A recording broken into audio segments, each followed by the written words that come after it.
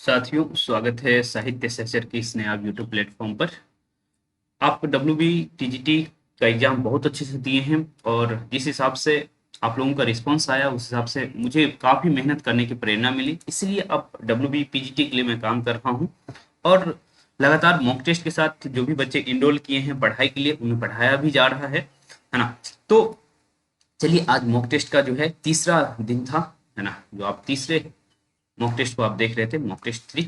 Okay, तो चलिए सीधा शुरू करते हैं, प्रश्नों को देखते हैं, है ना। यदि अभी आप लोग मॉक टेस्ट से नहीं जुड़े हैं अभी भी, तो मात्र 101 रुपये में जुड़ सकते हैं भाई। साहित्य सहचर का ऐप है ना, ये देखिए साहित्य सहचर का ऐप है ना। उस पर आपको 101 रुपये में टेस्ट मिल जाएगा। हाँ, अभी भी मैं कहूँगा क्लास से जुड़ना चाहते हैं, अभी भी आपके पास जो भी दिन है ना, कम से कम पदों के लिए जुड़ जाइए, है ना। खास करके नाटकों के लिए जुड़ जाइए।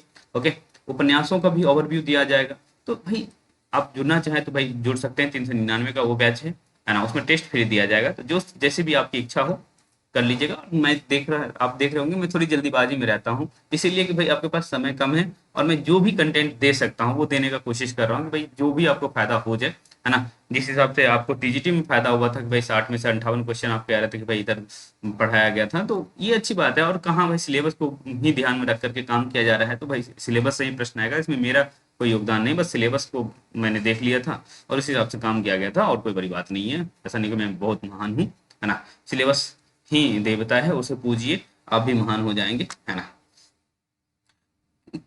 यहाँ किस हो किसी लिखा गया है, किस वाक्य में द्विकर्मक क्रिया का प्रयोग हुआ है ना।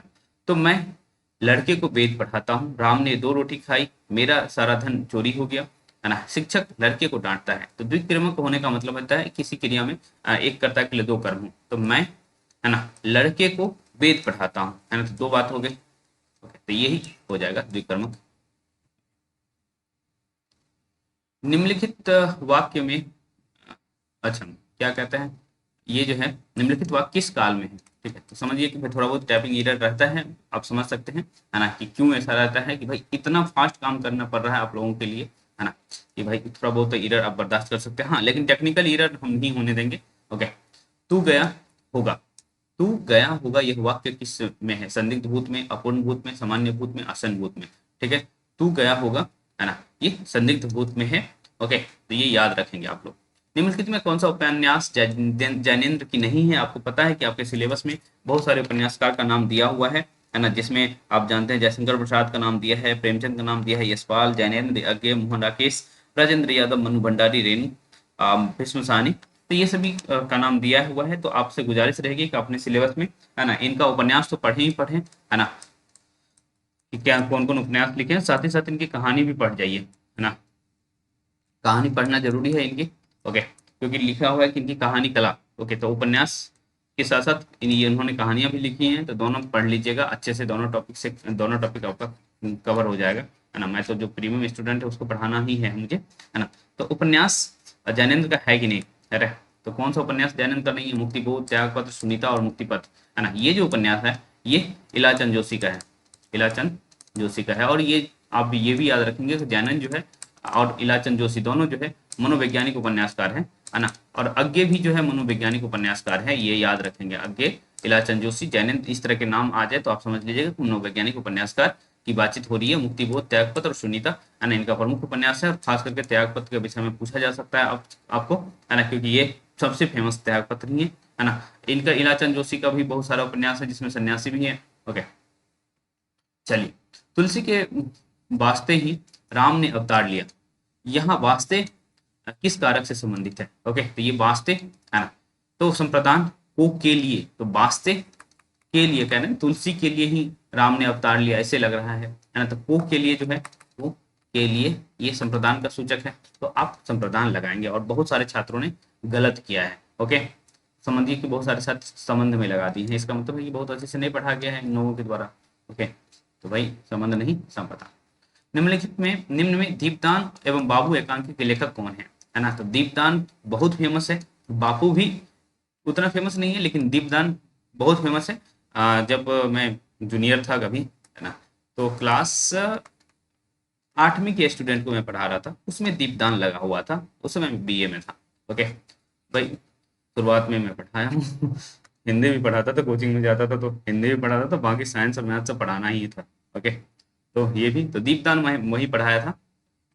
तो राम कुमार वर्मा जी का ये है बापू और दीपदान, याद रखेंगे, है ना। आषाढ़ का एक दिन नाटक में कितने अंक हैं? तो आषाढ़ का एक दिन नाटक में 3 अंक है। ओके। एक बार कालिदास विदा होता है ना, मतलब दूसरी बार क्या होता है, कालिदास उज्जैनी से आता तो है लेकिन दूर चले जाता है, नहीं आता है। तीसरी बार जो है उज्जैनी से कालिदास आता है। ठीक है, तो ये 3 अंक है। तो ये 3 अंक याद रखेंगे कि भाई आषाढ़ के एक दिन नाटक में कितने अंक है, 3 अंक है। आप कहेंगे आषाढ़ के एक दिन क्यों बता रहे हैं भाई, तो आपके यहाँ नाटक कार्ड लगा हुआ है। कौन कौन लगा हुआ है? जयशंकर प्रसाद, उपेंद्र नाथ हस्त, राम कुमार वर्मा और मोहन राकेश। ठीक है, तो इसको पढ़ के जाइएगा अच्छे से। निम्नलिखित में सत्य कथन नहीं है, सत्य कथन नहीं है, इसकी बातचीत हो रही है ना। तो अब चूंकि भाषा से संबंधित बातचीत की गई है आप लोगों के साथ।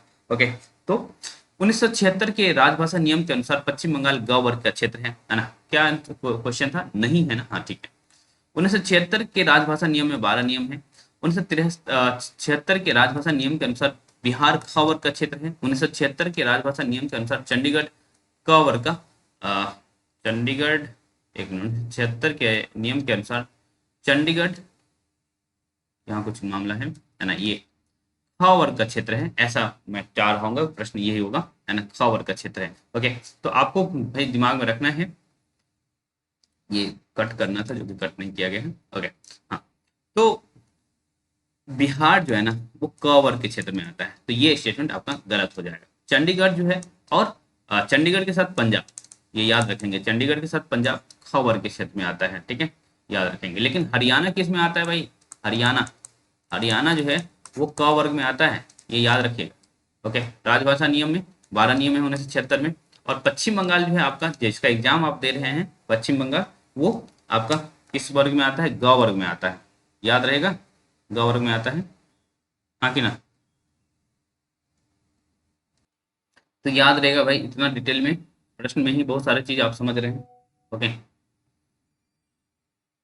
रामचंद्र शुक्ल के अनुसार रामचरितमानस की विशेषता नहीं है। ओके, नहीं की बातचीत हो रही है। आप कहेंगे कि भाई ये क्यों पूछ रहे हैं, तो आपके सिलेबस में रामचरितमानस तो नहीं लगा हुआ, लेकिन विनय पत्रिका लगा हुआ है, तुलसीदास तो लगे हुए हैं ना, है ना, और आपको प्रवृत्ति भी पढ़नी है, तो इस तरह से आप इस प्रश्न को करिए।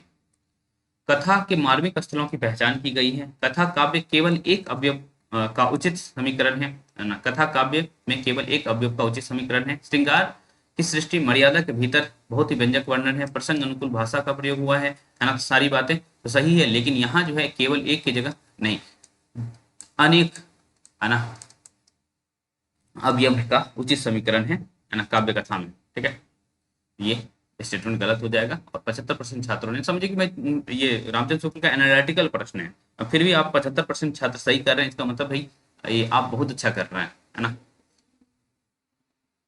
नेक्स्ट चलते हैं भाई, देवनागरी लिपि का विकास किस लिपि से हुआ है ना? तो देखिए 95% छात्रों ने कहा कि ब्राह्मणी से हुआ है, और ये बात सही है।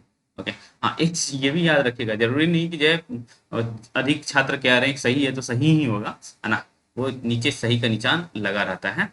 ओके, सर्वनाम के कितने भेद होते हैं? ये प्रश्न बहुत मजेदार था, है ना, कि रामानंद के शिष्यों की संख्या के दुगुने, है ना, रामानंद शिष्यों की संख्या के आधे, रामानंद के शिष्यों की संख्या के बराबर, रामानंद शिष्यों की संख्या की 1/4। ओके, तो भाई सर्वनाम के कितने भेद होते हैं, मैं डायरेक्ट ना पूछ करके रामानंद के शिष्यों से ऐड कर दिया कि भाई आप दो चीज तो कम से कम याद करेंगे कि रामानंद के शिष्यों की संख्या 12 है, उसका आधा करेंगे तो 6 होगा, है ना। तो 6 जो है सर्वनाम का भेद होता है, तो 6 लगाने वाले हमारे 74% छात्र है, ये अच्छी बात है। जयशंकर प्रसाद के विषय में सत्य कथन नहीं है, क्योंकि जयशंकर प्रसाद लगे हुए हैं आपके सिलेबस में, तो मैं सब कुछ को मिक्स कर दिया, है ना, नाटक को भी मिक्स कर दिया, कहानी को भी मिक्स कर दिया, उपन्यास को भी मिक्स कर दिया, जो मिक्स कर सकता था मैंने मिक्स कर दिया। कंकाल एवं तितली इनका प्रसिद्ध उपन्यास है। उनके काव्य संग्रह आशु का प्रकाशन कमायनी के बाद हुआ है। इनके द्वारा रचित कमायनी में 15 सर्ग हैं। जयशंकर प्रसाद ने इरावती नामक उपन्यास की रचना की, ये बात सही है, ये बात सही है, ये भी बात सही है, ये बात देखिए गलत है। आंसू का प्रकाशन कमायनी के बाद कैसे हो गया? कमायनी जो है 1935, और आंसू जल्दी से बता दीजिए कितना है ना, कुछ भी है भाई, कमायनी तो बहुत बाद में आया हुआ है ना, हाँ, तो आंसू पहले है, जल्दी से बता दीजिए आंसू का प्रकाशन वर्ष क्या है। ओके, तो मैं उम्मीद करूंगा कि भाई आप बताएंगे। तो 79% छात्रों ने बहुत अच्छा किया है, ऐसा मानता हूँ। उसका क्या भरोसा, वह तो डैश की तरह रंग बदलता है। उपयुक्त वाक्य में सही शब्द भरे जिससे कि एक मुहावरा का सही अर्थ निकल आवे, है ना। तो उसका क्या भरोसा, वह तो किसके तरह रंग बदलता है, तो गिरगिट की तरह रंग बदलता है। छिपकली भी विकल्प में दिया हुआ था, तो बहुत लोग कंफ्यूज होकर के छिपकली भी लगाए हैं। ओके, और मैं देख रहा हूँ कि भाई टेस्ट के समय इतने लोग एक्टिव हो जाते हैं, तो मैं स्क्रीनशॉट लेते लेते परेशान हो जाता हूँ कि भाई कितना का रैंक दिया जाए। ओके, तो भाई अच्छी बात है कि आप लोग इतने अच्छे से आप लोग तैयारी कर रहे हैं, है ना। जो भी टीजीटी में आपने देखा था, उम्मीद करते हैं कि पीजीटी में भी दे सकूं, क्योंकि देखिए आपके पास समय कम है, वरना समय अधिक रहता ना तो देखिए भाई कोशिश तो यही करता कि भाई वहां भी 60 में से 60 निकल आवे। अब देखते हैं भाई, अभी भी जो कोशिश कर रहे हैं सिलेबस को ध्यान में रख करके कर रहे हैं, क्या पता भाई इतने ही दिन में हमारी बात हो जाए। हालांकि मैंने कहा है कि भाई छः मॉक टेस्ट तो होगा ही। हालांकि कल से मैं कोशिश करूंगा कि सुबह और शाम दो दो मॉक, मतलब एक एक मॉक टेस्ट ले लिया जाए, तो कुल मिला के आप देखेंगे 6 की बातचीत हुई है तो आपका 2 और बढ़ जाएगा। ओके, तो कुल मिलाकर 8 मॉक टेस्ट आप दिए रहेंगे, और आपको जो है हिंदी साहित्य के इतिहास और व्याकरण संबंधित बहुत सारे क्विज दे दिया गया है, जिसको आप अटेम्प्ट करते रहिए। ओके, हालांकि बीपीएससी टीआरई 4 के लिए वो बनाया गया था, लेकिन आप लोग भी उसे दे दीजिए, क्योंकि हिंदी कहाँ अलग है। ओके, इतिहास और व्याकरण कहाँ से अलग होगा, उसका प्रैक्टिस आप कर लीजिए। पूरा सरस्वती पांडे उसमें कवर कर दिया गया है 20 मॉक टेस्ट में। ओके, चलिए, निम्नलिखित में से कौन सा नाटक भारतीय राजनीति के अपराधीकरण को दिखाता है। ओके, तो निम्नलिखित में कौन से नाटक, तो महाभूत जो है भारतीय राजनीति के अपराधीकरण की बातचीत करता है, और ये जो है इस समय एक पात्र है दास साहब। ओके, हालांकि प्रश्न भी पूछा गया है, और इसका प्रकाशन वर्ष पूछा जाए तो 1982 में। आप कहेंगे किसका नाटक है ये, तो मनु भंडारी का नाटक है। हालांकि मनु भंडारी आप में लगी हुई है, पर जो है नाटक के तौर पर नहीं, उपन्यासकार के तौर पर लगी हुई है। ओके, फिर भी मैंने पूछ दिया कि चलो भाई, एग्जामिनर का मन कर गया भाई, मनु भंडारी लगाए तो पूछ ही लेते हैं, है ना। वैसे भी आधुनिक काल लिख दिया है।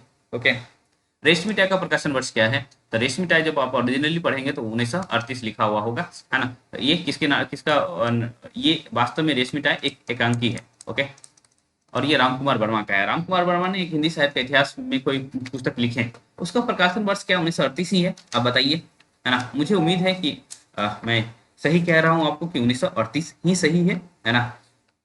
रामकुमार वर्मा की जो पुस्तक है उसका प्रकाशन वर्ष कब है, जो हिंदी साहित्य के इतिहास से संबंधित है।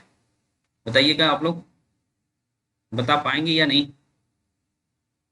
हिंदी साहित्य, और वैसे बुक का नाम क्या है भाई, रामकुमार वर्मा के बुक का नाम क्या है, तो हिंदी साहित्य का आलोचनात्मक इतिहास नाम है वास्तव में, हिंदी साहित्य का आलोचनात्मक इतिहास। ठीक है, तो उससे भी आप कनेक्ट कर सकते हैं कि रेशमी टाई का प्रकाशन वर्ष 1938 में हुआ था, और हिंदी साहित्य का आलोचनात्मक इतिहास में 1938 में आ रहा है। तो देखिए, याद करने के लिए कुछ ना कुछ जुगाड़ लगाना पड़ेगा। ओके, और रेशमी टाई इसलिए पूछा जा रहा है कि आपसे आपके सिलेबस का पार्ट है रामकुमार वर्मा। ओके, इसीलिए सिलेबस पूछा जा रहा है आपसे। तुलसी जी उत्तरी भारत की समग्र जनता के हृदय मंदिर में पूर्ण प्रेम प्रतिष्ठा के साथ विराज रहे हैं। भारतीय जनता का प्रतिनिधि कभी यदि किसी को कहा जा सकता है तो इसी महानुभाव को। यह कथन किसका है, तो रामचंद्र शुक्ल जी का है। आप पढ़ेंगे तो पता चलेगा। ओके, तो जो भी साथी हैं अभी तक नहीं जुड़े हैं, तो भाई अपना 101 रुपया या तो सेव कर लीजिए, या कोशिश करिए कि अधिक से अधिक प्रैक्टिस कर लें, है ना। तो 101 रुपया सेव करने में बहुत ज़्यादा यदि लगता है जरूरत है तो कर लीजिए, नहीं तो भाई 1 से 1 खर्च कर सकते हैं। वैसे आप चाहें तो भाई 399 भी खर्च कर सकते हैं, लेकिन वो आपकी मर्जी है। लेकिन मैं चाहूंगा कि 1 से 1 तो आप खर्च करें ही, है ना। तो शिरोमणि में कौन सी संधि है भाई, है ना। तो भाई आप लोग सिरा जोड़ मणि, ओके, सिरा जोड़ मणि करते तो आ जाता, तो सिरा जोड़ मणि करते तो विसर्ग संधि आता। ओके, संधि से प्रश्न पूछा गया था। महाभोज नाटक किसके द्वारा रचित है, तो मनु भंडारी के द्वारा रचित है। तो आसान प्रश्न हो गया। ओके, उपेंद्र नाथ अस्क का जन्म कब हुआ भाई, उपेंद्र नाथ अस्क जो है का जन्म कब हुआ है, आपको पता है कि उपेंद्र नाथ अस्क आपके सिलेबस के पार्ट है, और इनका जन्म 1910 में हुआ है। उपेंद्र नाथ अस्क कब कहाँ जन्मे हैं, यदि ये आप सही कर लेंगे ना, तो इनका जो एक कुछ एकांकी है जो भी बहुत महत्वपूर्ण है, उसमें जो स्थान आता है वो आपका हो जाएगा। तो उपेंद्र नाथ अस्क का जन्म कहाँ हुआ है ये आपको बताना है। यदि बता सकते हैं तो बताइए। तो भाई ये पंजाब वाले हैं, जालंधर में पैदा हुए हैं उपेंद्र नाथ। अशोक लिखा गया है, कोई दिक्कत नहीं है। तो उपेंद्र नाथ अश्क कहाँ पैदा हुए हैं, जालंधर में, है ना। और इनके अभी एकांकी मैं दिखाऊंगा, उसके पात्र आप आराम से समझ पाएंगे। निम्नलिखित कथनों में सत्य कथन नहीं है ना। राष्ट्रभाषा राष्ट्रीय प्रतीक के तौर पर भी प्रयोग किया जाता है। राजभाषा सामान्यतः प्रशासन कार्यों के लिए प्रयोग किया जाता है। सत्य कथन नहीं है पूछा जा रहा है।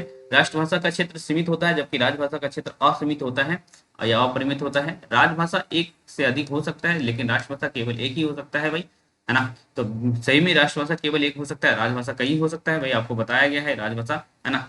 सरकारी कामकाज के लिए जो प्रयोग हो सकता है, तो दूसरी भाषा तीसरी भाषा भी होती है, आप जानते हैं, है ना। तो ये स्टेटमेंट तो वैसे सही है। राष्ट्रभाषा का क्षेत्र सीमित नहीं होता है भाई, राजभाषा का क्षेत्र सीमित होता है, राष्ट्रभाषा क्षेत्र पूरे भारत या जहाँ का भी होता है वहां तक के लिए तो कम से कम होता ही है, तो अपरिमित होता है राष्ट्रभाषा का क्षेत्र। राजभाषा सामान्यतः प्रशासनिक कार्यों के लिए प्रयोग होता है, राष्ट्रभाषा राष्ट्रीय प्रतीक के तौर पर भी प्रयोग किया जाता है। तो ये सारी चीजें तो हैं ही, तो ये स्टेटमेंट गलत था, उल्टा कर दीजिए, सीमित और अपरिमित हुआ। आधे अधूरे चूंकि मोहन राकेश आपके सिलेबस में है, सत्य कथन नहीं है पूछा जा रहा है। इसका प्रकाशन वर्ष 1972 है भाई, इसका प्रकाशन वर्ष कब है, 1969 है। आधे अधूरे का प्रकाशन वर्ष 1969 है। स्त्री पुरुष संबंध एवं दाम्पत्य जीवन के खोखलेपन को दर्शाता है, वाकई सही बात है। यह पारिवारिक विघटन की समस्याओं को दर्शाता है, और महेंद्र नाथ और सावित्री इस नाटक में पति पत्नी के रूप में है। ओके, तो ये कंसेप्ट देखिए, आपको कम से कम ये तो पता चल रहा है कि दो पात्र यहाँ हैं, महेंद्र नाथ और सावित्री, और पारिवारिक विघटन को दिखाया गया है इसमें। तो इतनी बातें भी आप करेंगे तो आपके लिए अच्छा रहेगा। ओके, हिंदी को कब राष्ट्रभाषा घोषित किया गया? ओके, और देखिए मात्र 30% छात्रों ने सही किया और 60% छात्र लगा दिए हैं 14 सितंबर 1949। ठीक है, आप लोग जो समझ रहे हैं वही समझना था, लेकिन यहाँ देखिए राष्ट्रभाषा लिखा हुआ है, तो राजभाषा हिंदी को बताया गया है। ठीक है, राजभाषा बताया गया है, न कि राष्ट्रभाषा। ठीक है, तो इसका विकल्प इनमें से कोई नहीं होता। ठीक है, मात्र 30% छात्रों ने सही किया इसको। ठीक है, और 4 दिल आया है, इसका मतलब है उन लोगों को तो कम से कम सही हुआ होगा। ठीक, चलिए, लीला, सुधालता, चंदन निम्न में से किस एकांकी के पात्र है? ओके, तो भाई थोड़ा सा डीप में हो गया है, लेकिन रेशमी टाई आप पढ़ेंगे तो आपको दिखेगा कि वहां लीला, सुधालता और चंदन जैसे पात्र मौजूद हैं। ओके, चलिए, अंजो दीदी नाटक में अंजो के पति का क्या नाम है? तो इंद्रनारायण नाम है। ओके, तो बहुत सारे प्रश्न है जो कि अभी मुझे क्लास लेनी है, तो इस वजह से मैं पूरा रिकॉर्ड नहीं कर पा रहा हूँ। तो आप लोग जुड़ जाएंगे तो भाई सारा टेस्ट आपको मिल ही जाएगा, है ना। तो 101 रुपया खर्च कर सकते हैं, क्लास के लिए जुड़ना चाहते हैं तो 399 खर्च कर सकते हैं। और मैं थोड़ी जल्दीबाजी में इसीलिए रहता हूँ कि पूरा कंटेंट आपको देना है, कोशिश मेरी यही रहती है। ओके, तो चलिए मिलेंगे हम क्लास में या टेस्ट में।